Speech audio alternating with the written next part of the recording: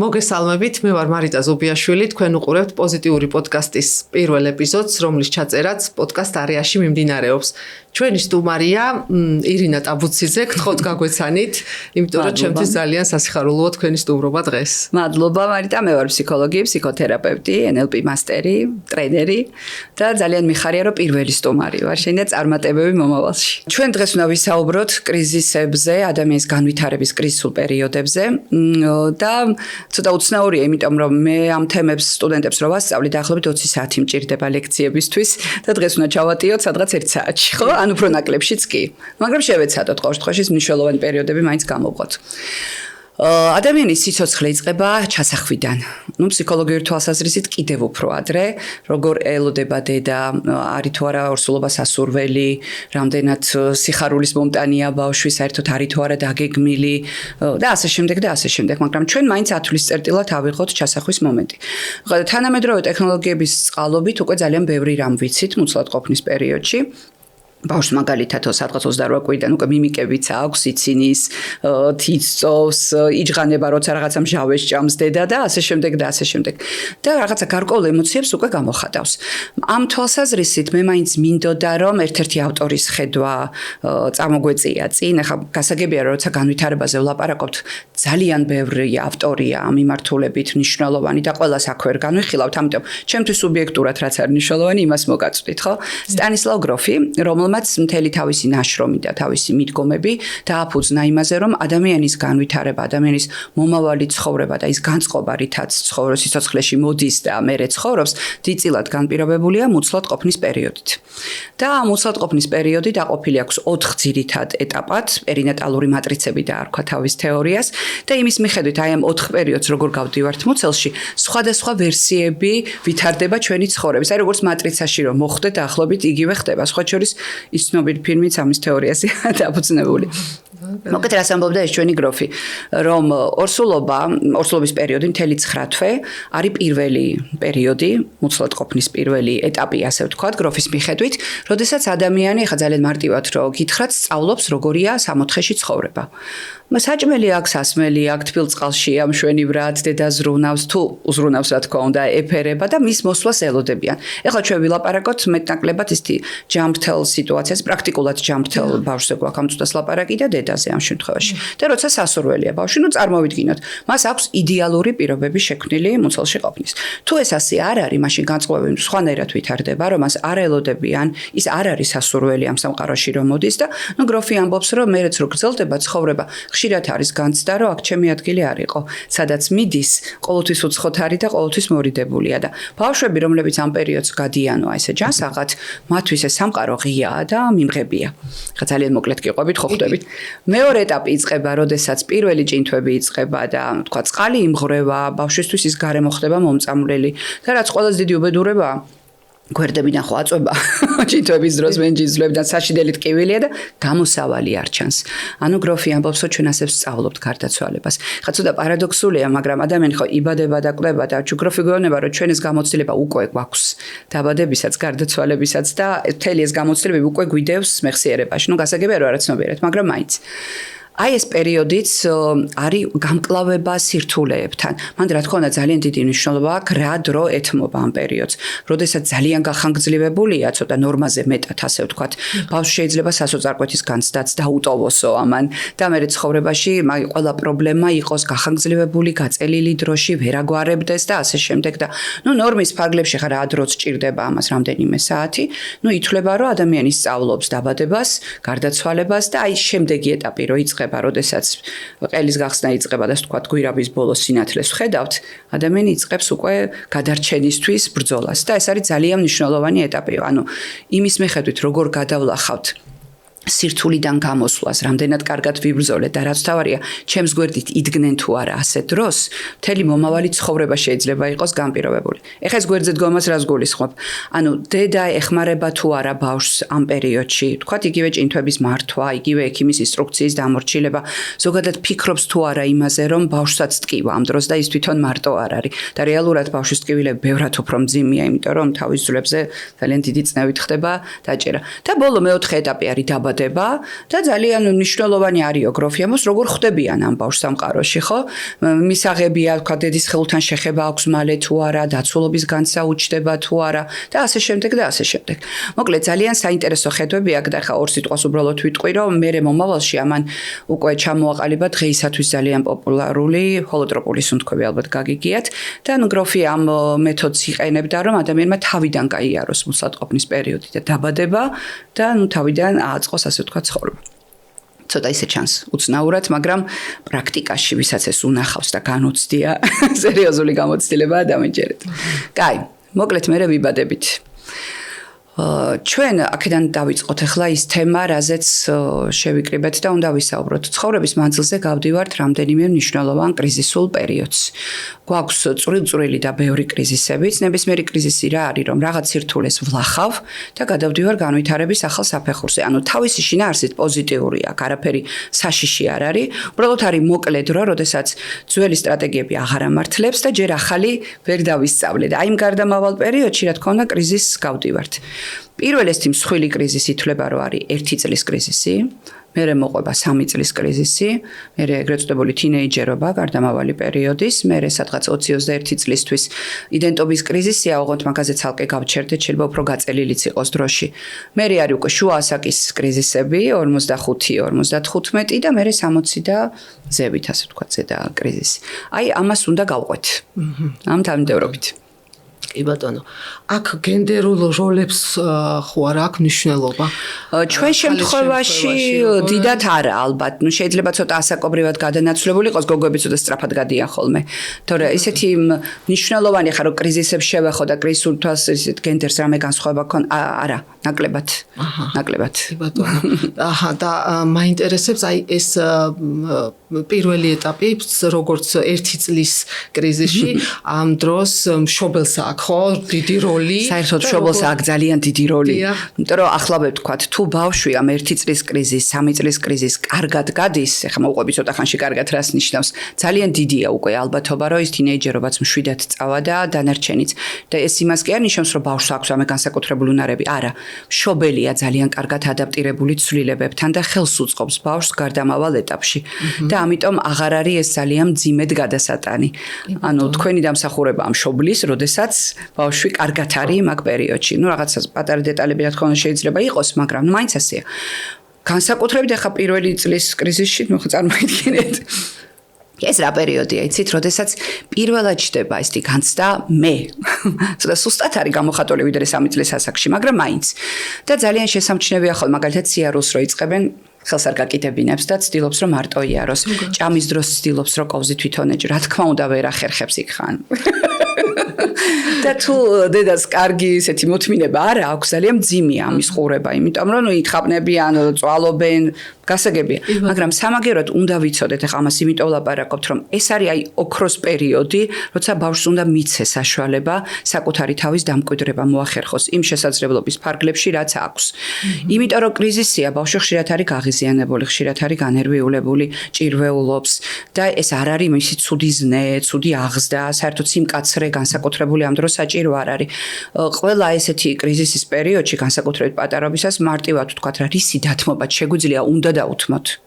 რა თქმა უნდა, ჩვენ მათ უსაფრთხოებაზე უნდა ვიზრუნოთ და გასაგებია, რომ ბევრი რამეა და ყველაფრის უფლება არ უნდა მისცეთ, მაგრამ რისი დათმობაც შეგვიძლია, მოდით ცოტა წრე გაუფართოვოთ ამ შესაძლებლობების. ბავშვებს უყვართ მაგალითად მაგასაკში გადმოყრის ყველანაირ სათამაშოს. ნუ კაი ხანს ესე ხდება. და იმისი მოლოდინი რომ თქვენი სახლი მუდმივად დალაგებული უნდა იყოს, როცა ბავშვია სახლში. ნუ ცოტა აბსურდია ხო? წარმოუდგენელი. აქ აღზრდის მეთოდებსაც აქვს თითქოს მნიშვნელობა. იცი რა, მან ძალიან მნიშვნელოვანი რა არის, რომ მშობელი, დედაც, მამაც უნდა იღებდეს გადაწყვეტილებას, რა არის ზოგადად აკრძალვა ბავშვისთვის და რისი ნებართვა აქვს. და ამას უნდა ემორჩილებოდეს ბებიაც, ძიძაც, დეიდა, მამიდა და ასე შემდეგ, ვისაც ბავშვთან შეხება აქვს. ანუ მშობელი უნდა წყვიტავდეს ბავშვის ჩარჩოები და ეს ზღვარი სად გადის? არ უნდა ავურიოთ, ცოდოა ბავშვი. ბავშვები ძალიან პატარა ასაკში, ძალიან უაღრესად ჭკვიანები. მშვენივრად იციან თქვათ, თუ ბებია რაღაცების უფლებას აძლევს, იქ როგორ უნდა მოიქცეს და დედასთან როგორ უნდა მოიქცეს, გადასარევად ანსხვავებენ მაგას. მოკლედ, ერთ წლის კრიზისი რო ჩაივლის და ხო თქვათ რომ ერთ წლის რომ გახდა ბავშვი არ ნიშნავს რა, ხო თქვათ ტორზე სანთელი რო ჩააქრო ეს კრიზისი დაიწყო, არა. შეიძლება იყოს ცოტა აქეთ-იქით გადანაცვლებული და ეს არის ნორმა. მერე შედარებით შვიდი პერიოდი იწყება, ოღონდ მთელი ეს პერიოდი ეთმობა უკვე სიარულის დაწყებას და მეტყველების დაწყებას, რაც უაღრესად მნიშვნელოვანია გასაგები მიზეზების გამო, ხო? მანდ ერთი პატარა ნიუანსი თქვათ, რაც ყურადღება უნდა მივაქციოთ ხოლმე, თითქმის ერთდროულად მიდის ხოლმე დროში ეს, მაგრამ თუ მაგალითად სიარულმა დაასწრო, ბავშვი მეტყველებას იგვიანებს და პირიქით, თუ მეტყველებამ დაასწრო, მაშინ ელოდება ცოტა რომ სიარული დაიწყოს, ანუ რაღაცა ენერგია მიდის ერთი მიმართულებით უფრო. ამიტომ არ უნდა გაგიკვირდეთ რა, თუ რაღაც ერთი დაიწყო, მეორე შეფერხდა. მაგრამ მე ნელ-ნელა ესა თქო და ყველაფერი ერთმანეთს ეწევა. მეტყველებაზე ვთქვათ, როგორ იწყება მეტყველება? ვასწრებთ? ეხლა ხო ხარ მე 20 ლექცია უნდა ჩავსვა აქ. კაი. ძალიან საინტერესოა. მოკლედ მეტყველება იწყება ძალიან პატარა ასაკიდან, უკვე თვეებიდან გულისხმობ, როდესაც ეს არის ჯერ არავერბალურ დონეზე, მითითებებით, მაგალითად მაგი და ბურთი, სიტყვების გამოთქმა არ არის დაწყებული, მაგრამ ბავშვი ნელ-ნელა იმახსოვრებს, როდესაც მათ საგნებს აჩვენებენ, რას რა ქვია, ანუ ძალიან არავერბალურ დონეზე. პირველი ბგერები ჩდება იქ აღუდან დაწყებული, სადღაც 6 თვიდან უკვე ცოტა ადრეც და მამა გინახავთ და თითქოს ბავშვი ვარჯიშს იწყებს მეტყველებაში და აი ამ მარცვლების წარმოთქმაში. თვითონ მეტყველება შეიძლება ნადრევიც იყოს, მე ვიცი რომ სადღაც 9 თვიდანაც იწყებენ, მაგრამ ნორმის ფარგლებში სადაც წლის მერე უკვე თავს იჩენს ხოლმე პირველი სიტყვები დედა, მამა, მნიშვნელოვანი სიტყვები. მანდ არის ის რომ ერთ სიტყვაშია ჩადებული მთელი შინაარსი, მაგალითად დედა ერთი დაძახება შეიძლება იყოს დედამშია, დედა გარეთ მინდა, დედა გამომიცვალე, დედა სათამაშო მომაწოდე. ანუ სხვადასხვა ინტონაციით, მაგრამ ერთ სიტყვას იყენებს. მერე უკვე ჩდება ორ სიტყვიანი პირველი ფრაზები, მაგალითად ბურთი მინდა. და არ არის სირთულე მაგალითად წითელი ბურთი მინდა, ანუ ხა ასეთ თავიდან არ იწყება. ხოლო ფრაზებს ვეძახით ხოლმე, მოკლე შეტყობინებების სახით, თითქოს მესიჯებით ლაპარაკობს ბავშვი, დანარჩენს უნდა მიხვდე. და ნელ-ნელა ეს იხვეწება და ისი რა მინდა აქ ხაზი გაუსვა, ძალიან ხშირად სოციალურ ქსელებში, ჯგუფებში გვხვდება ხოლმე, როდესაც წერენ, რომ თქვათ მეტყველება დაგვიანდა, აი 3 წლის ბავშვი არ ლაპარაკობს და იქ ვიღაც კეთილი მსურველები მიუწერენ ხოლმე, ნუ რა მოხდა მე ხა ჩემიც არ ლაპარაკობდა დაიწყო, მამამისიც არ ლაპარაკობდა და არა მოხდა და ცოტა საგანგაშოა ეს თემა. აი სადღაც 2 წლისთვის 2 წელნახევარი მაქსიმუმ უკვე პირველი სიტყვები უნდა იყოს. თუ არა ჯობია ჩავთოთ ნეიროფსიქოლოგი და მის განვითარება შეფასდეს. იმიტომ რომ ენა და მეტყველება არის მთელი სარკე იმ ჩვენი კოგნიტური ფუნქციების და ასე ვხვდებით თუ იქ რამე შეფერხება წავიდა და რაც უფრო ადრე ჩავერევით, მით უფრო და პრაქტიკულად უპრობლემოდ ამოვქაჩავთ ამას უყალაფერს და ნორმაში მოვიყვანთ და ამიტომ მშობელი უნდა იყოს ყურადღებით. ამ სოციალურ ქსელებსაც უკავშირებენ. ხო, ბევრი მიზეზია, ახლა მანდ ვეღარ გავჩერდებით ჩვენ სხვა თემებზე ვლაპარაკობთ, მაგრამ კარგი ფსიქოლოგები გვყავს ჩვენ მოგეხსენებათ საქართველოში ძალიან ბევრი საუბრობს ამ პერიოდის სირთულეებზე, მეტყველების სირთულეებზე და შეიძლება მოკლედ ამის გაგება, როცა ინტერესი ჩდება და ძალიან ზოგადად რო თქვა თუ მაინც ეჭვგებარება და ვერ ხვდებით, ეს არის ნეიროფსიქოლოგის შესაძლებელი და ჯობია განვითარების შეფასება მოხდეს და მივხედოთ ყავს კარგი ნეიროფსიქოლოგები საქართველოში მართლა. კაი, მერე იწყება 3 წლის კრიზისი, რაზეც ჩვენ ახლა ვსაუბრობთ, რომელიც თავისი მნიშვნელობით იმდენად დიდია, როგორც თინეიჯერობის კრიზისი. უბრალოდ ბავშვი პატარაა და ვერევით. თორე აი დაახლოებით შინაარსი იგივე აქვს, რაც თინეიჯერობისას გადის. აქ უკვე ძალიან წამყვანი ხდება მე. და მე გადავწყვიტო, ჩემი გადასაწყვეტია, ნეგატივიზმი იჩენს თავს, აგრესია იჩენს მეტად თავს. აი თითქოს გებრძვის ბავშვი და გეწინააღმდეგება. ოღონდ ახლა ვთქვათ, რა მშობლებმა მინდა იცოდნენ, რომ ეს არ არის რომ თქვენ რამეს გერჩით ბავშვი, ცუდად თვითონ თავის თავთან აქ ეს ყველაფერი დასალაგებელი და ამ გაღიზიანებას გამოხატავს შედარებით ისეთ ადამიანთან, ვისაც ენდობა. თორე ესეთი ბავშვები ხშირად ბაღში რომ მიყავთ, მაგალითად შეიძლება გადასარევად მოიქცეს. პრობლემას ქმნიან სახლში, სადაც დაცული გარემოა, სადაც დედასთან თუ ჯანსაღია ურთიერთობა და დაცულია დედასთანაც, მამასთანაც, ან ვინც მაზრდის არ აქვს მნიშვნელობა, იქ მეტად არის ამის გამოხატვის საშიშროება. ეს დედის ერთებოდიში შეგაწყვეტინეთ, დედის ერთების შემთხვევაში. ხო, ეგ ცოტა კიდე სხვა ამბავია. ზოგადად 3 წლის კრიზს ყველა გავდივართ, ყველაფრის მიუხედავად. დედის ერთებს ცოტა შეიძლება ხმაურიანად გქონდეთ ეს ამბავი, იმიტომ რომ მეტი ზრუნვა, მეტი ფუფუნება, მეტი თვალებში ყურება რა უნდა და მეტი დათმობები იჩენს ხოლმე თავს. ან არის მეორე უკიდურესობა, როდესაც დედის ერთებს განსაკუთრებულად კაცრად ძდიან, რომ იდეალური ბავშვი გამოვიდეს მისგან და იქაც ფუჭდება საქმე, გასაგები რაც ხდება.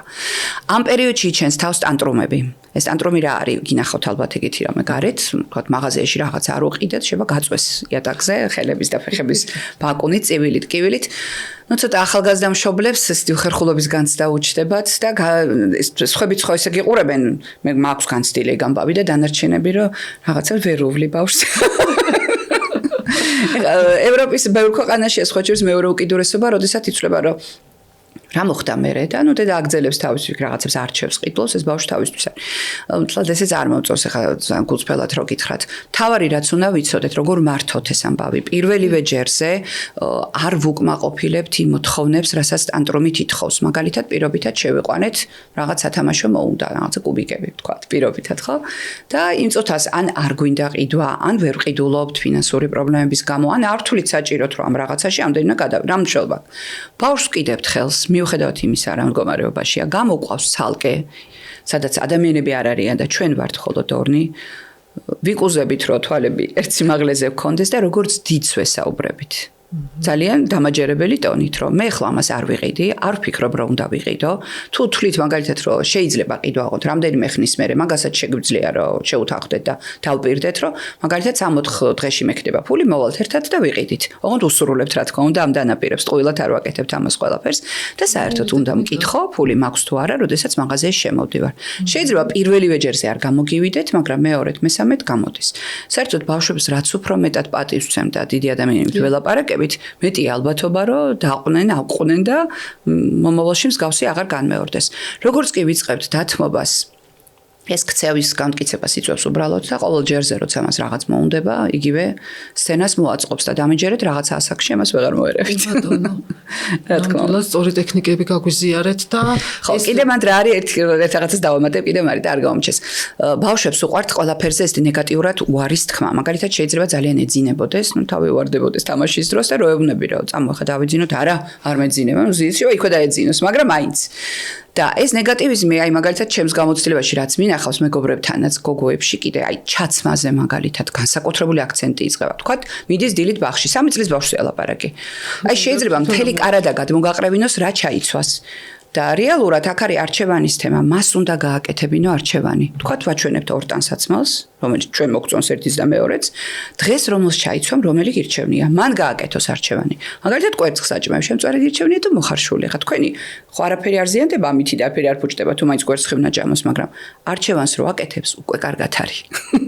უკვე კმაყოფილია თავის, რომ აი მას კითხეს, მისი აზრი და საინტერესო იყო და ასე შემდეგ. ამ პერიოდში ითხოვენ მარტო ჩაცმას, მარტო ჭამას, მესმის რომ ამაში ბევრი დრო იკარგება და ხანდახან მშობელს არცალია იქ სამსახურში გარბიან და რაღაც და ტემპში მიდის ეს ყველაფერი, მაგრამ უნდა ვაცადოთ რა. თუ არ გინდათ რომ სკოლაში თქვენ აჭმევდეთ ხელით მერე ბავშვს. ბატონო, და მომავალში ეს იდენტობის ჩამოყალიბებაზე მოქმედებს ალბათ. რა თქმა უნდა, მანდეთ მივდივართ ნელ-ნელა, ანუ მე ხდება გამოკვეთილი, ვინ ვარ მე, რა უფლებები მაქვს, რა მოთხოვნები მაქვს, გასაგებია რომ აქ ეს ჩვენი ჩარჩოები 3 წლის ასაკში დიდი არ არის და ხა მე რაც მინდა იმას ვერ ვაკეთებ. და თან ექსპერიმენტებს იწყებენ მაგ ასაკში ბავშვები და ცოტა საშიშია უნდა ზდიოთ და სულ უნდა უყუროთ. მე მახსოვს ახლა დაანჩენებისგანაც და ჩემიდანაც რაც არ უნდა ხმაური ყოფილიყო არაუშავს რომ გაისუსებოდნენ ხოლმე და სიჩუმე რო იყო რაღაცა საფუჭებდნენ და თხილაც უნდა იყო რომ იქ რაღაცა შინელება არ ჩაიდინონ. ნუ ბავშვები ამას აკეთებენ ხო, გასაგები. კაი. მე 4 წლის ასაკი საკმაოდ მშვიდი პერიოდია სხვათა შორის და ძალიან წყნარდებით ხოლმე მაგ და აი გადალახულია დიდი ქარიშხალი თითქოს. ამასაკის ბავშვებს უჩნდებათ სოციალური მოთხოვნები ბაღში თუ დადის მაგალითად ბავშვებთან ურთიერთობა, პირველი მეგობრები უჩნდება, აი პირველი ურთიერთობები, შეიძლება ეგეც იყოს, ხო?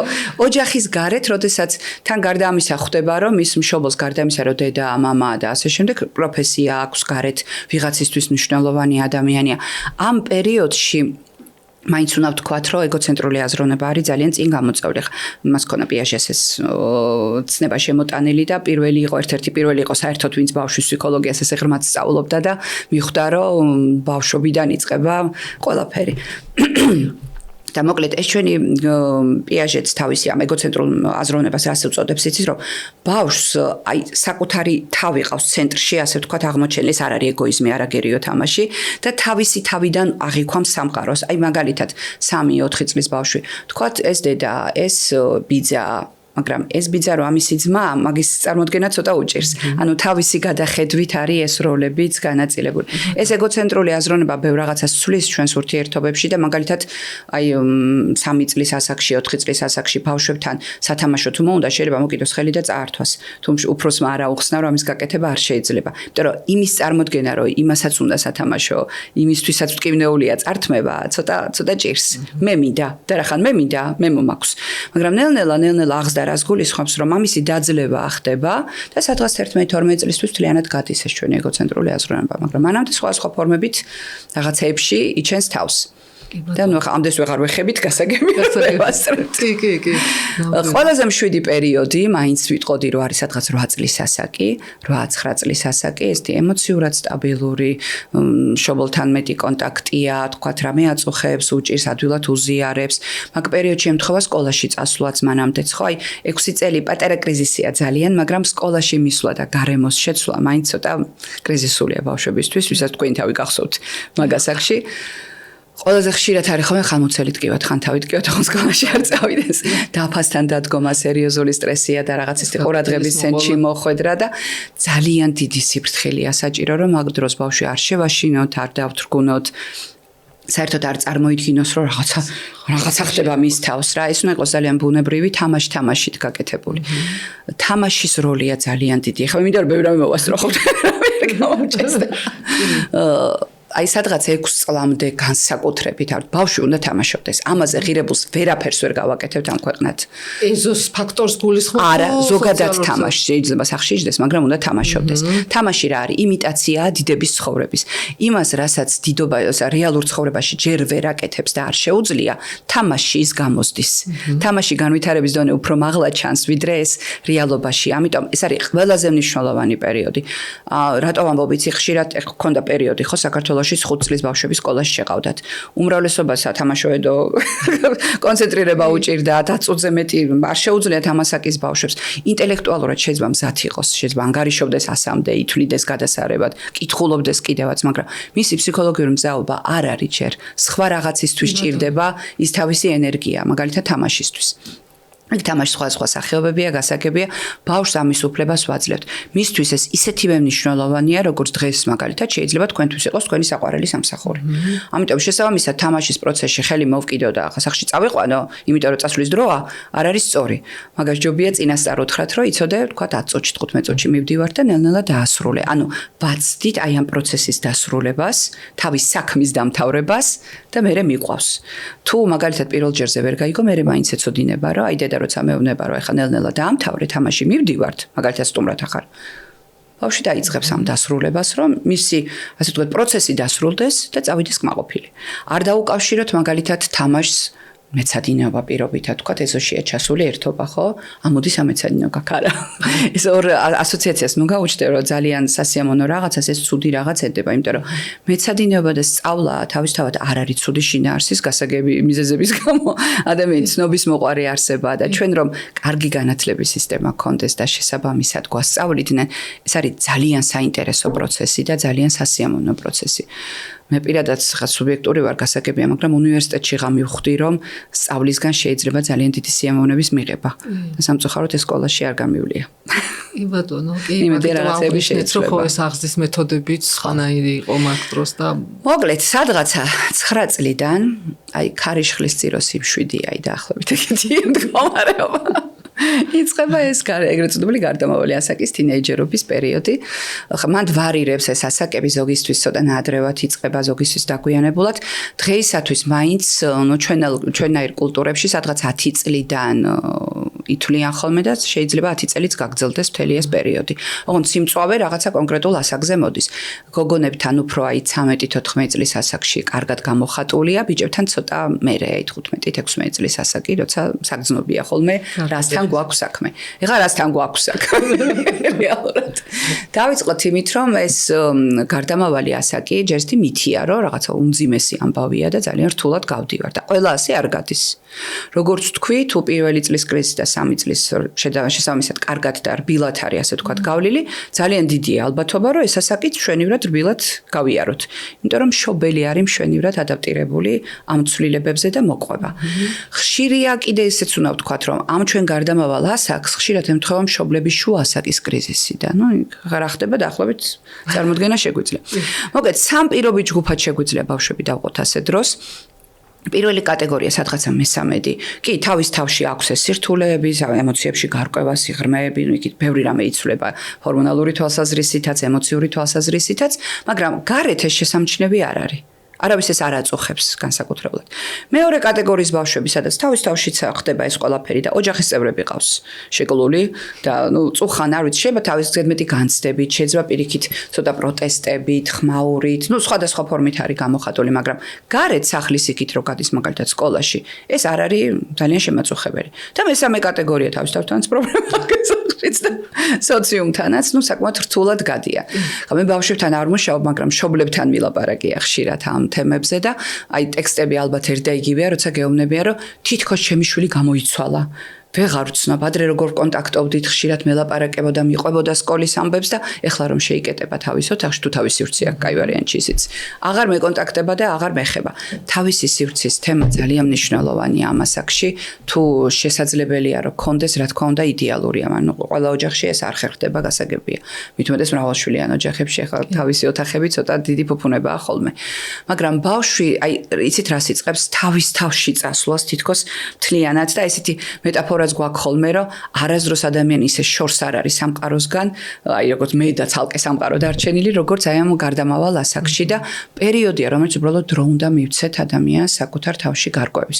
ამ დროს გვეწყება ის ემოციების ძალიან ღრმად განცდა პირველი სიყვარულები ასე დროს იჩენს თავს ხშირად გავდივართ მოკლედ მაგ პერიოდს და აიც აქ რაც მინდოდა მე თქვა ესეთი ცოტა უცხო შეიძლება არ იცოდეს უბრალოდ მაყურებელმა გვაქვს ხოლმე რამდენიმე ისეთი მითებს ვეძახით ჩვენ ამას წარმოსახვითი მითები რომელსაც ბავშვებს აი თითქოს ჯერათ მოკლედ ასე გავყვეთ პირველი ეს არის რომ იმიტომ რომ ძალიან ისეთი ღრმა ემოციები მაქვს და ასეთი სხვანაირი ვარ და ჩემი მშობლები ესე მარტივად უყურებენ რაღაცებს ცხოვრებაში მაგრამ და ხო ასე ჩანს ნაშვილები ხო არა ვარენ აყვანილი ბავშვის მითი ანუ პირველი იმდენად გაუცხოვება ხდება მშობელთან რომ თითქოს განცდაც კი უჩნდებათ რომ შეიძლება ხა მე ამათი შვილი ვიყო ესენი ესე მარტივად ლახავენ რაღაცებს და მე ესეთი ღრმა და ესეთი სხვანაირი შეგრძნებები და ემოციები მაქვს მეორე ეს თიმითია იმიტომ რომ ტვინის ფორმირებაც კი არ არის ჯერ დასრულებული და რისკის ზონები დახურული არ არის განცდა იმისი რომ მე არაფერი მომივა ყველას შეიძლება ყველაფერი დაემართოს დაშვება არის ნუ იქ ვიღაც რაღაც გადავარდეს რაღაცა იტკინოს ცუდა დაამთავროს შეცდომა დაუშვას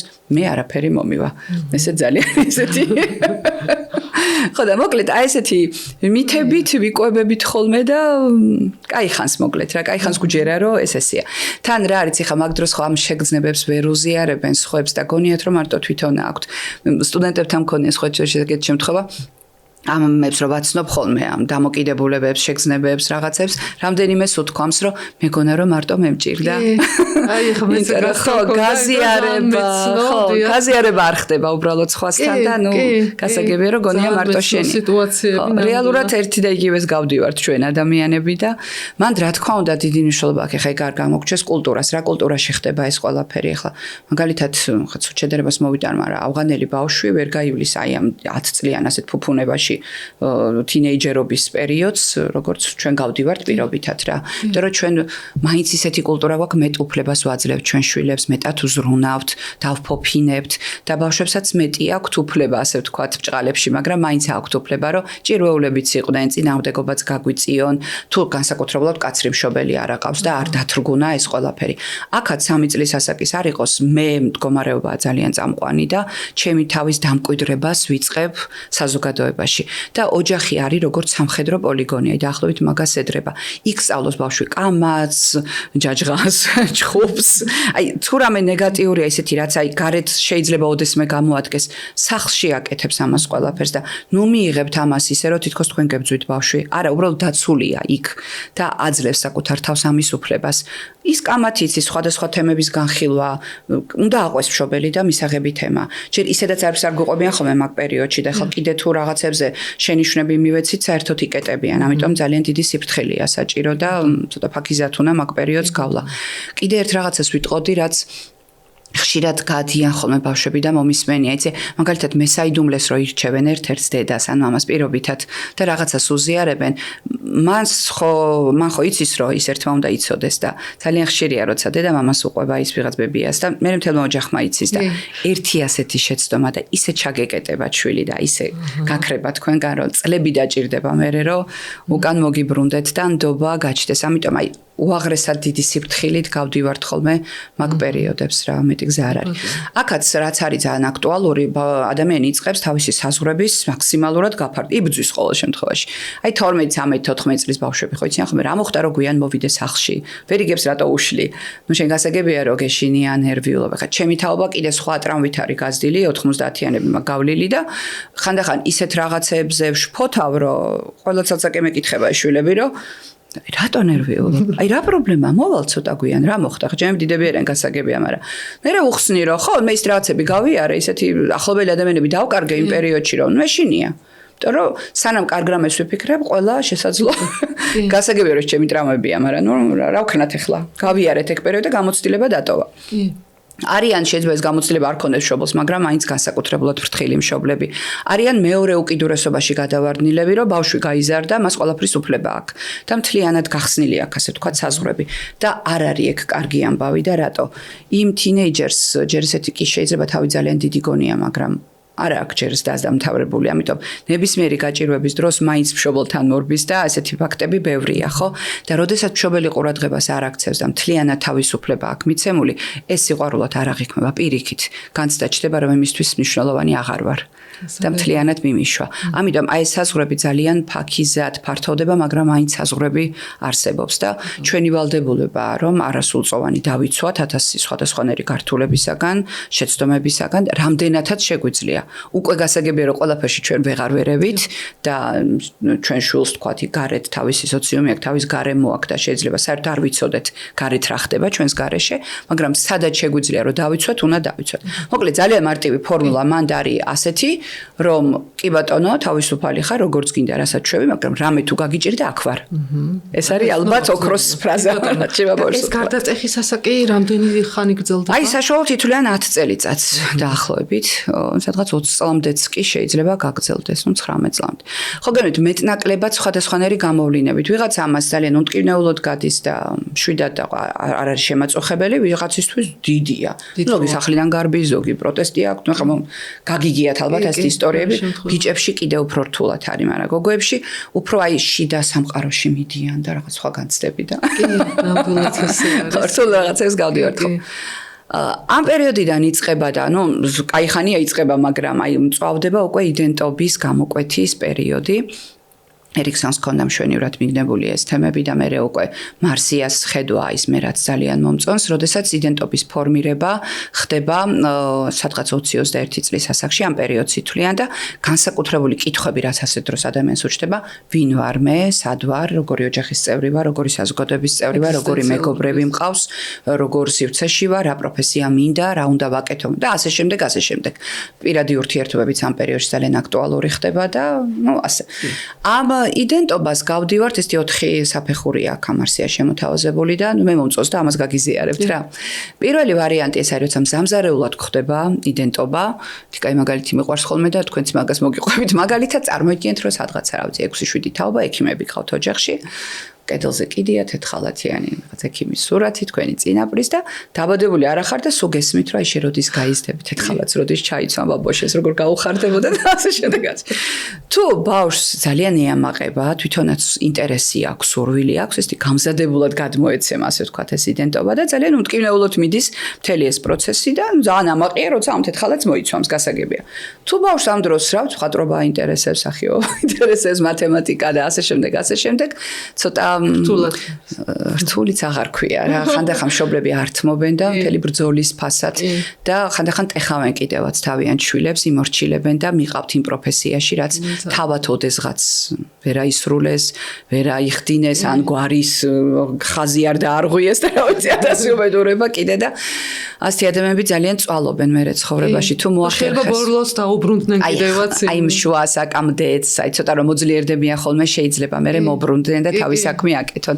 ხანდახან ვერ ერევიან და სადღაც ბოლოსში ხდება სინანული, რომ რამდენი რამე მინდოდა და არ გამომივიდა. ამიტომ გასაგებია ხარჩევას მიცემ მშობელი ხარ, მაგრამ არ ჩარევა არ შეიძლება. ძალიან საფრთხილოა ასე რამეში ჩარევა. მოგეთ იდენტობის მეორე ფორმაა დიფუზიას ვეძახით, როცა ადამიანი ვერ ყალიბდება ვინ არის, რა უნდა აკეთოს. თქვათ ერთ საქმიდან მეორეზე გადაიც ერთი ურთიერთობებიდან მეორეზე ხშირად იცვლის სამეგობრო წრეს, პირად ურთიერთობას. ანუ დიფუზიურ მდგომარეობაშია რომ შეიძლება ეს დამთავრდეს მერე კარგად და გადავიდეს და ნანალა გამოიკვეთოს, თუმცა რა ვიცი ვაწყდებით ალბათ ცხოვრებაში ესეთი ხალხი გვინახავს, მთელი ცხოვრება რა უნდათ ვერ იგებენ, სულ რაღაცას ეძებენ და მაინც არც ეძებენ. დიფუზია უფრო ეგ არის, არც ეძებენ, აი რაღაცნაირად ცხოვრობენ, არც ვიცი ამ სიტყვაზე როგორ დავარქვა. გადის რა ცხოვრება, მიყვება, მაგრამ არაფერი მნიშვნელოვანი. ხო. არის მორატორიუმის ფაზა. მორატორიუმი არის, როცა ძიებას იწყებს მოზარდი და ეს ალბათ ყველაზე უფრო გავრცელებულია, ხო? ის მოსინჯა, იქ დაინტერესდა, იმ წრეზე შევიდა და მე უკვე აი ემოციოზე ერწლისთვის პროფესიებზე იწყება. ასე ხა ჩვენ ყავს ხოლმე სტუდენტები, გეყოლება ეგეთებიც ერთი პროფესიიდან რადიკალურად სხვა პროფესიაში რომ მოდიან. ყავს მაგალითად იურიდიულის ხა ერთი კაი გოგო ყავს იურიდიულის მესამე კურსიდან იყო გადმოსული პედაგოგიურზე მახსოვს. რაღაც აი იმიტომ რომ ჩემი ოცნება იყო სულ რომ მასწავლებელი ყოფილიყავი და მიატოვა იყო ყველაფერი წამოვიდა, იმიტომ რომ ოჯახს ალბათ ოდესღაც ის უნდოდა, ახლა მაგდენი ჩვენ არ ვიცით. და მაგ დროს რას ურჩევთ ხოლმე, რომ კარგი უნდა ეძებოს თავი, უნდა ეძებოს და იმანაც თუ არ გაამართლა არაუშავს. ჩვენ არ გვაქვს განაჩენი არ არის არც პროფესიის არჩევა, არც პირადი ცხოვრების, არც მეგობრების და ასე შემდეგ. სადაც კარგად ხარ იქ უნდა იყო და რაც მალე დაიწყება მძიებას, მით მეტია ალბათობა, რომ დანარჩენი ცხოვრება ისე იქნება, როგორც ჩვენ გინდა. ხაზა და ისე ვთქვი, ხა გალამაზებულად, მაგრამ მაინც ასეა საბოლოო ჯამში.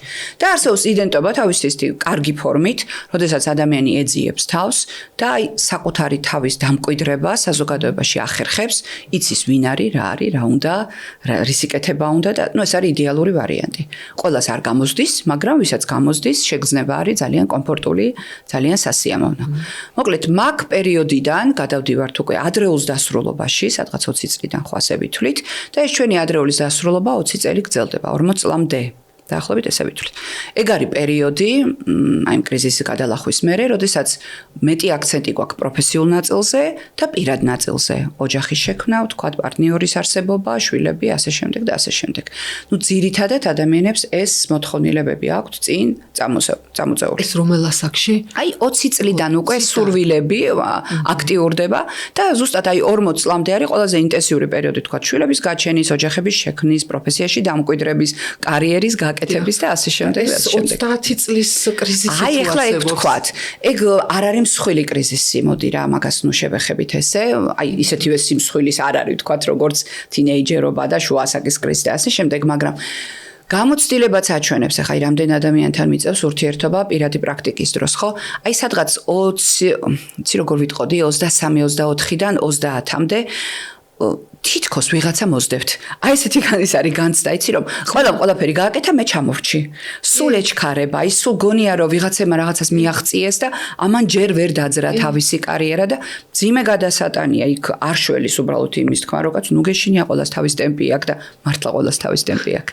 და პროფესიასაც ხო გააჩნია. ხა ჩემ სფეროში ფსიქოლოგიაში კარიერას 30 წლამდე ვერ აიწყობ. რაც არ უნდა კარგი თეორიული ცოდნა გქონდეს და ესეთი დიდი და მსუყე, რა ვიცი, რაც გინდა დაარქვი, ცხოვრებისეული გამოცდილება არ არის, პრაქტიკა ჯერ არ არის მაგდენი, ამიტომ არ გამოდის. ჩვენი ჭყალებში აღზევების ხანა იწყება. 35-დან დაახლოებით, რაც უფრო ასაკი გვემატება. ძალიან კარგი სტიმული და мотиваცია მივეცეთ. ხო, ჩვენი სფერო ეგ არის, კონიაკივით ფასი გვედება წუთი.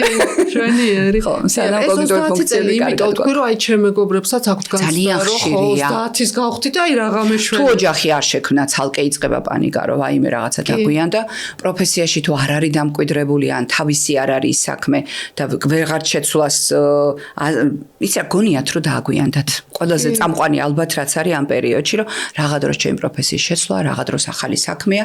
საქმე კი არა, სამსახურიდან როგორ წამოვიდე, უთქვამთ. ვაი თუ მე არაფერი სხვა არ გამოჩნდეს. არადაც სუდათ არის იმ სამსახურში. და ხო, ყველა ვიცით ხა ვინც მუშაობთ, რომ ხელფასი არ არის გამსაზღვრელი. ძალიან კარგია მაღალი ხელფასი, მაგრამ როცა ამასაც ეჩვევი აღარ ყოფნის. იმიტომ რომ სხვა რაღაცებია იქ მნიშვნელოვანი.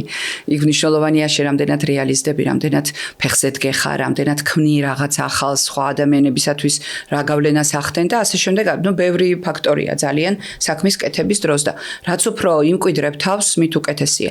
გარდა მაგისა, მოდი მანდ ვთქვათ, მაგ 30 წლის ასაკზე რა, ძალიან ხშირია ორგანიზაციებში და შესწავლილია ეს თემა, ხე ჩემოგონილი არ არის, რომ ამ ასაკში, როცა თეორიული ცოდნა ძალიან ღრმა არის, ამბიცია არის საოცრად მაღალი და წინ და წინ მიდიან, ითხოვენ ამ დაწინაურებას, თუ არ შეგიწყეს ხელი გადადიან სხვა სამსახურში და იქ, მაგრამ ემოციური მხარე ჯერ არ არის სრულყოფილად განვითარებული და მაგალითად აი როგორ რაღაცას ვამბობ, თქვათ კომუნიკაციური უნარები არ არის აწყობილი, თქვათ არ შეუძლიათ უფროსი თაობის გამოცდილ კოლეგებთან დათმობაზე ადვილად წასვლა და გონია რომ იმან ახლა აღარ იცის და ამან იცის ყველაფერი და აი ეს პატარ-პატარა შეცდომები, რაც მართლა ემოციური მხარის არის, მე დიდ ჩავარდნებს იწვევს, იმიტომ რომ იმიტომ ვერ აწყობენ ურთიერთობას, რაც ზედა ასაკში ბევრად მარტივდება დათმობებზე ადვილად მიდიხარ, ემპათიური უნარები მეტი გიმუშავდება და ხვდები კიდევაც სად შეიძლება დათმობა და სად არა და აი პატარა ასაკში ამბიციები იმდენად ჭარბია, ხა მეც მახსოვს ეგ პერიოდი, თქვენს გახსოვდა, ასე გავდივართ სულ ყველა ამ დროს, რომ გონია რომ თებს გადადგა მიგიშვან და ცოტა თუ მარცხი განიცადე, დიდ ვარდნას იწვევს და მძიმეა მოკლედ რა. და რა რჩევები უნდა გავითვალისწინოთ? იცი რა, რჩევა ძალიან სუბიექტურია, ყველას თავისი აქვს ალბათ. ერთადერთი რაც ვიტყოდი, რომ ჩვენ გვაქვს განვითარების ჩვენი ტემპი.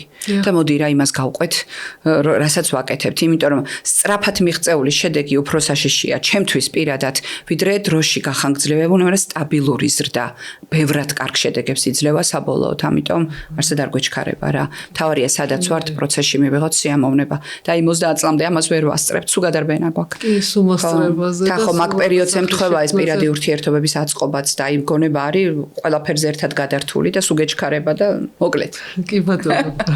და ასე ლამაზად მივდივართ 40 წლამდე. 40 წელი. და აი 40 წლიდან აქ ხوار უნდა გადავაფასოთ ჩვენი განვლილი ცხოვრების გზა. გადაფასება იწყება სადღაც 45 წლიდან ამ ჩვენი ეგრეთ წოდებული შუა ასაკის კრიზისიდან. ოღონდ აქ ვთქვათ, შუა ასაკის კრიზისს როცა ტერმინს ვიყენებთ, მამაკაცებს ეხება, ქალებში აქ უფრო ვლაპარაკობთ მენოპაუზაზე, მოკლედ მივყვეთ ახლა მაგას რიგრიგობით. 40 წლის ასაკი, 40, 45, 50-მდე არის მართველი ასაკი. ესენი არიან იმ ასაკის ადამიანები, რომელიც ხელმძღვანელობაში მოდიან ყველა სფეროში, პოლიტიკიდან დაწყებული ჩვეულებრივ ორგანიზაციებში. მათ ერთდროულად ემთხვევათ პერიოდი, როცა უკვე თეორიული ცოდნაც არის, გამოცდილება დაეწია ამ თეორიულ ცოდნას და არიან ძალიან პროდუქტიულები. კარგ ვარიანტში უკვე ბავშვებიც ცოტა წამოზდილები არიან და თავისთვის მეტი დრო რჩებათ. ყოველ შემთხვევაში სადღაც 45 წელი უკვე ეგ პერიოდი არის დაახლოებით. ეხლა აქ რა არის მნიშვნელოვანი? თუ ჩემი ის განვლილი ცხოვრება 45 წლამდე ჩემი ოცნებების ასრულებას დაემთხვა, მე რაც მინდოდა ვაკეთე, ან პროცესში ვარ კეთების, სიამოვნებს, რასაც ვაკეთებ, ჩემი პარტნიორი მყავს ვთქვათ არჩეული ისეთი, რომელიც ჩემთვის კომფორტულია, კარგად ვარ. ანუ რაღაცა მიზნები და გეგმები რაც მქონდა ბავშვობიდან მოყოლებული, იდეალურ მეს ვეძახით ხოლმე, ხო? როჯერსის არის თუ არ ვწდები, ხო? არამერიოს. იდეალური და რეალური მე თუ ვთქვათ მაგალითად თინეიჯერობაში ძალიან შორს არის ეს ყველაფერი და მე რა ვარ ერთია და როგორი მინდა ვიყო, ძალიან შეიძლება შორს იყოს და აი უკვე 45 წლის ასაკისთვის ესენი ძალიან უნდა დაახლოვდეს.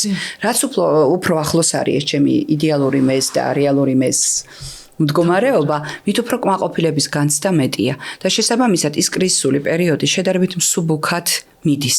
და ეხლა წარმოიდგინეთ ეგასაკი, როდესაც რაც გინდოდა ჯერ არაფერი გაგიკეთებია. რაღაცებმა შეგიშალა ხელი, შეიძლება ჯანმრთელობამ, შეიძლება მშობელმა, შეიძლება სიტუაციამ, გარემომ, ქვეყანამ, რა ვიცი, რასაც გინდა დააბრალებ მეორე მხრივ ეხლა. ცოტა შორს რო არ წავიდეთ რა. ასე დროს ძალიან მძიმეა ამ პერიოდის გადატანა, იმიტომ რომ ხვდები რომ ყველაფრის თავიდან დაწყება აღარ გამოდის.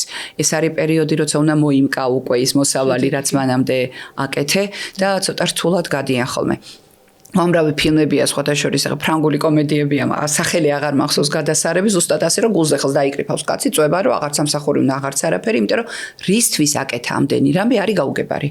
აი ყველაზე ეს მტკივნეული ალბათ რაც შემოდის, რომ ესაა ჩემი ცხოვრება, ამისთვის ვიწვალე, ამისთვის მოვედი აქამდე, რომ აი მე რა ძალიან მძიმეა, ცოტა ემოციურად გადატანა რა.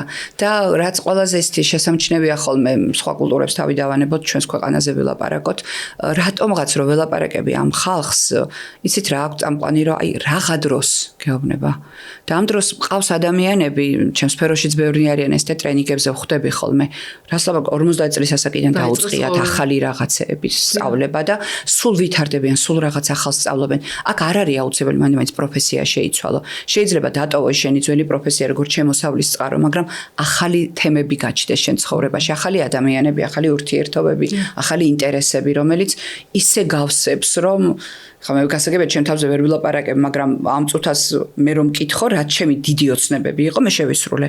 ერთ-ერთს ეხლა გავდივარ მაგ პერიოდს, იმიტომ რომ ნუ უნდა ქნა ეს აბაროდის ღა, ერთი სიცოცხლე გაქვს და რა ასაკშიც მოახერხებ უნდა გააკეთო. ეს ქართველურ სტერეოტიპებს ხომ არ უკავშირდება, რომ 25 წლის უნდა გავთხოვდეთ. ხო, ეგ იცი რა არის, ეგ არ არის მაინდა-მაინც ქართული, მარიტა. მე მგონი მთელ სოფლიოში ესეა, რაღაცა სოციუმი გიყენებს იმ რაღაცა გარკვეულ მოთხოვნებს, რა ასაკში რა უნდა აკეთო. როდის უნდა გათხოვდე, როდის უნდა დაქორწინდე, როდის სამსახური უნდა აირჩიო, როდის უნდა გახდე ბებია მაგასაც კი და რამდენი შვილი უნდა გააჩინო, რა ვიცი, ბოლო არა აქ. ჩვენ რო საზოგადოების მოთხოვნებს ავყვეთ, ხალხო, რაღაცა ძალიან მეეჭვება, კარგად ვიყოთ. ამიტომ და მეორე მხრივ, როგორც არ უნდა ავყვეთ და როგორც არ უნდა დავაკმაყოფილოთ ყველა სურვილი, მაინც ყველას ვერ მოვეწონებით და მოდი რა, საკუთარი თავი მაინც მოგწონდეს. იდეა რა არის? სინანული რო შეგვიპყრობს, აიქ რა უნდა. ეგ არის ძალიან. მან იცი რა არის, რა მინდა კიდე ჩავამატო ეკოლოგიური ჩარჩო, რასაც ფსიქოლოგები ხშირად ხაზს უსვამთ ხოლმე. მე რო კარგად ვარ, მე რო ბედნიერი ვარ, მე რო რაღაცებს ვაკეთებ, ვინმეს ხომ არ ვაზიანებ ამით. თუ ამით არავის ვაზიანებ და პირიქით სხვისთვისაც სიკეთის მოტანა შემიძლია, მაშინ სწორ ადგილზე ხარ და კარგად ხართ, სადაც ხართ. ნებისმიერ ასაკში შეიძლება ძიების დაწყება რამ ხდის მე ცოტა უფრო მეტად ბედნიერს. ვიღაცისთვის შეიძლება ბუნებაში სიარული იყოს, ვიღაცისთვის ახალი პროფესიის სწავლა, ვიღაცისთვის ზრუნვა ვიღაცაზე, არ ვიცი, ამას წინათ ერთი კარგი გოგო მელაპარაკებდა, მთელი ცხოვრება ვგიჟდებოდი ბავშვების მოვლაზეო და ეხლა ვფიქრობ, რამე რო იყოსო ბაღში მუშაობას ვერ დავიწყებო. უბრალოდ აი დამხმარე ვიყო, მივიდე რომ ბავშვებთან შეხება მქონდესო და რაღაცა შესაძლებლობები გვაქვს სინამდვილეში, იცი და შეიძლება რომ ეს გამოიყენო. ან შეიძლება რა ვიცი, ხატვა მოგინდეს, რატო არ შეიძლება რომ ხატვა 45 წლიდან. არის პროფესიები, რასაც ვერასდროს ვერ დაიწყებ, ნუ სპორტია მაგალითად გასაგებია, ცეკვა, ბალეტი.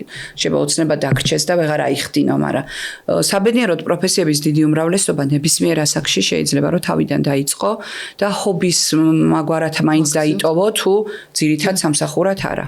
აუ რა მშვენიერი რჩევა ძალიან. ანუ პატარ-პატარა მიღწევები შეგვიძლია პატარა მიღწევები. თან იცი რა არის, არ ვიცი ხა ალბათ ვიღაცები ხვდებიან, იმასაც მე ვხვდები, იმედია. მაგრამ მაინც ვიტყოდი რომ ეგ არის პერიოდი, როდესაც მეტი გდრო რჩება შენი თავისთვის და საერთოდ 40 წლიდან იწყება რომ თუ მანამდე სოციუმია ძალიან მნიშვნელოვანი, მე იწყება რომ მე რა მინდა, მე როგორ ვარ, მე სად ვარ, მე რატო ვარ მნიშვნელოვანი და ჩემთვის რა არის კარგი და ასე 1000 ადამიანის მეზობლების და ვიღაცების აზრი აღარ ხდება ძალიან აქტუალური და ძალიან სასიამოვნო განცდები მოდის, როცა საკუთარ თავს დროს უთმობ და მაგრამ მანდ იცი სად მივდივართ, მაგრამ რომ მანამდე რამდენად კარგად ავაწყე ჩემი ცხოვრება რომ 45 წლისთვის უკვე განსხვავებაში არ დავარქვა, მაგრამ კმაყოფილების განცდა გამიჩნდეს. უცბად მომინდა რთულია, მაგრამ თუ მე ვთქვათ, მეტნაკლებად ჩემ თავს უსმენ, პროფესიას ვირჩევ, რაც მაინტერესებს იმას ვაკეთებ, ზოგადად ხო რაც გვაინტერესებს იმას ვიმეორებთ და ვითარდებით, ასე ვიკეთებთ ყველანი კარიერას, ხო?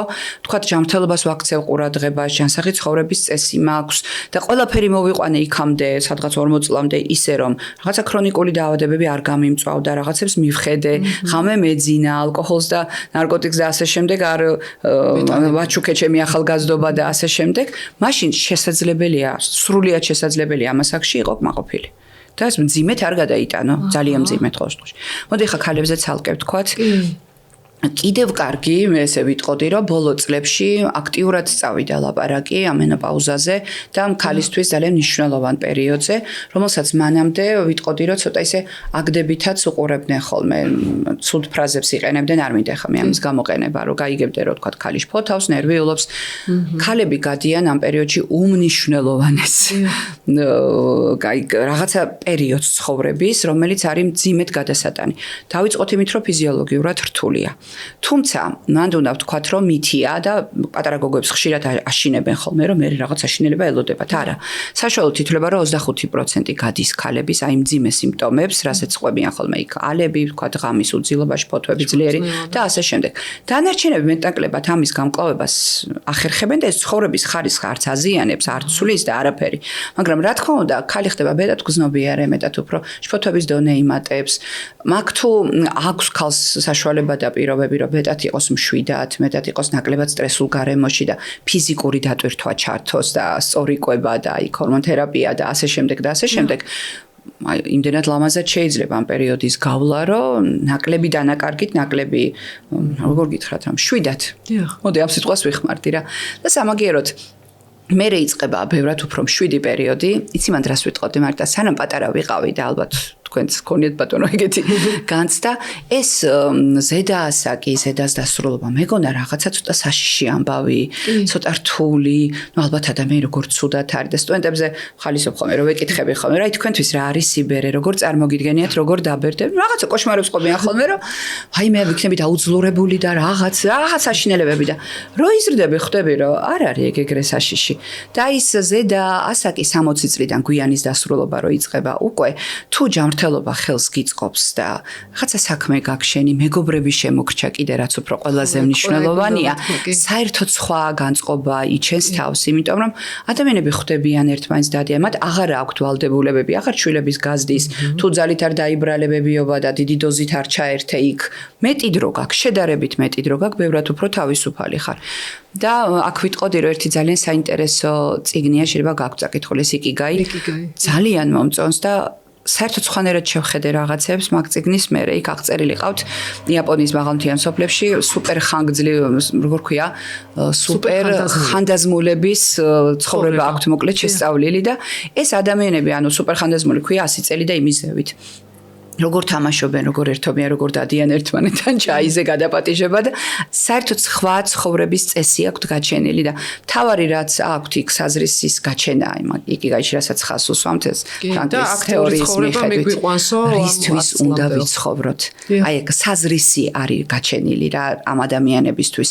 თუ ესეთი მიზნები არის ჯერ კიდევ ნებისმიერ ასაკში და სადღაც რა ვიცი მე ხა 50 წლის ასაკში არ ჩათვალე რომ შენი ცხოვრება დამთავრებული და ამის მერე რაღა უნდა იყოს, მაშინ ხანდაზმულათაც. ანუ ჯანმრთელობა, მაგრამ თავარი მაინც უფრო მენტალური მდგომარეობაა და შენი ხალისი სიცოცხლისადმი. კი ბატონო. თუ არავინ დაგაზიანა ცხოვრების მანძილზე, რა თქმა უნდა. ჩვენ მარტო ჩვენი თავი არ გვაბარია.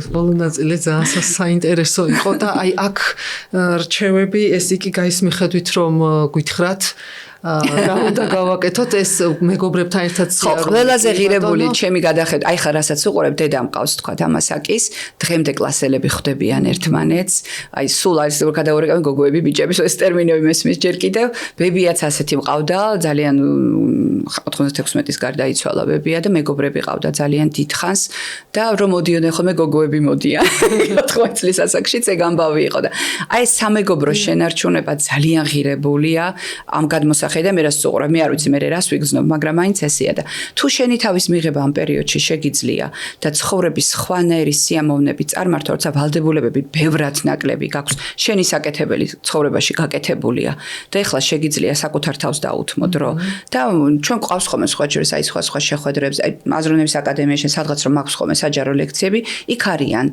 ასაკში შესული ადამიანები ისე მიხარია ხოლმე სხვა პროფესიის ადამიანები რომლებიც მოდიან რომ რაღაცა საინტერესოს უსმინონ და ჩემი პატივისცემა მათ მართლა ამ ბოლ დროს ასეთი ღირებული არაფერი არ არის ამ ქვეყნად თუნდაც დასაქმების კუთხით მიმდინარეობს მათი ჩართულობა და ძალიან ხო და აი ჩვენს კულტურაში ორგანიზაციულ კულტურებში ძალიან ხშირია როცა 50 წლის ადამიანი თითქოს აი რიყავენ ამ დროს ეგ არის ყველაზე პროდუქტიული პერიოდი როცა შვილების აღზრდაც დამთავრებული აქვს პირად ცხოვრებას დალაგებული აქვს და არა აი გამოცდილებაც დაეწია იმას თეორიულ ცოდნას და ყველაზე მეტი ამ დროს შეუძლია გაგიკეთოს მე ხშირად ვამბობ ხოლმე და არ მცხვენია ეხლაც ვიტყვი მე რო არჩევანი მქონოდა რა პერიოდში ვიცხოვრებდი ზოგადად მთელი ცხოვრება დავრჩებოდი 40-დან 50 წლამდე მთელი ცხოვრება არ საერთოდ არ მინდა ეს ბავშვობა ყველაზე დამოუკიდებელი პერიოდია ადამიანისათვის როცა ფეხზე დგეხარ და შენი თავის კონტროლი შენ გაქვს ნამდვილად გეთანხმებით მეც კი ბატონო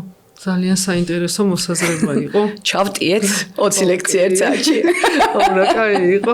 ძალიან მომეწონა ისეთი რჩევები მოგვეცით, რაც ყველა ადამიანმა უნდა გაითვალისწინოს და რა თქმა უნდა გირჩევთ რომ მხოლოდ სოციალურ ქსელში არ დავინახოთ ლამაზად აწყობილი ცხოვრება. ნამდვილად, იმიტომ რეალურად ასე არ არის. ჩვენ კრიზისები ხო გეუბნებით კიდევ ერთხელ ვიტყვი რა, მაინც როგორც რესურსი ასე უნდა განვიხილოთ რა. იქ ვიზრდებით, აი იმ რთულ პერიოდში ვიზრდებით და ვლახავთ და განვითარების ბევრად მაღალ საფეხურზე გავდივართ. და იმ მაღალ საფეხურზე ასვლისთვის ის ქვედა უკვე ადულად მოგვარებადია ყველაფერი. ძალიან კარგია, ძალიან საინტერესო იყო და აი რა ვიცი, ანუ ძალიან ბევრი რაღაც გავიგეთ თქვენი დამსახურებით და უღრმესი მადლობა თქვენ. ძალიან დიდი მადლობა თქვენ დღევანდელი დღისთვის. წარმატებები მომავალში. უღრმესი მადლობა.